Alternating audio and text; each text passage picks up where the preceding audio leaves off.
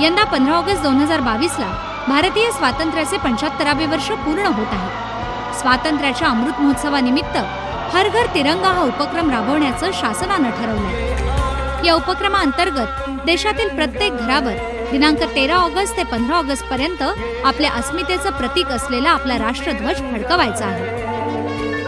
मात्र आता हा तिरंगा फडकवित असताना या तिरंग्याचा कुठेही अवमान होऊ नये। राष्ट्रध्वज कसा लावावा, कधी आणि कसा उतरवावा याबद्दलची संपूर्ण माहिती आपण या व्हिडिओतून समजून घेऊया।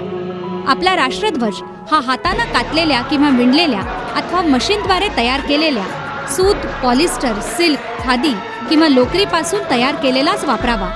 प्लास्टिक किंवा कागदी झेंडा फडकवू नये। तिरंग्याचा आकार हा 3:2 या प्रमाणात राहील अशी असावी। राष्ट्रीय ध्वज फडकवताना हवामान कसेही असले तरी तो सूर्योदयापासून सूर्यास्तापर्यंत फडकवावा। तिरंगा फडकवताना नेहमी झेंड्यातील केशरी रंग हा वरच्या बाजूने आणि हिरवा रंग जमिनीच्या बाजूने राहील याप्रमाणेच फडकवावा। राष्ट्रीय ध्वज लावताना स्तंभाच्या वरच्या टोकावर लावावा, त्याला इतरत्र लावू नये। राष्ट्रध्वज लावताना इतर सजावटी वस्तू लावू नये। केवळ फडकवण्याआधी त्यात फुलं किंवा पाकळ्या ठेवण्यास मनाई नाही।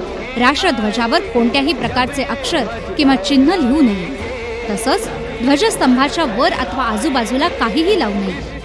राष्ट्रध्वज कुठल्याही प्रकारे फाटलेला, मळलेला अथवा चुरगळलेला लावण्यात येऊ नये। तसंच तो एकाच वेळी इतर ध्वजासोबत एकाच काठेवर फडकवू नये।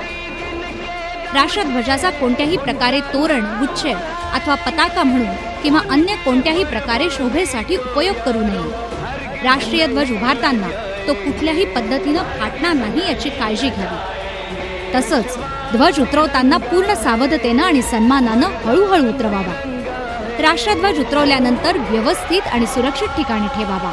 आपला राष्ट्रध्वज तिरंगा हा आपला अभिमान, आपली अस्मिता आहे। त्याचा कुठल्याही प्रकारे अनादर होईल असं कृत्य करू नका।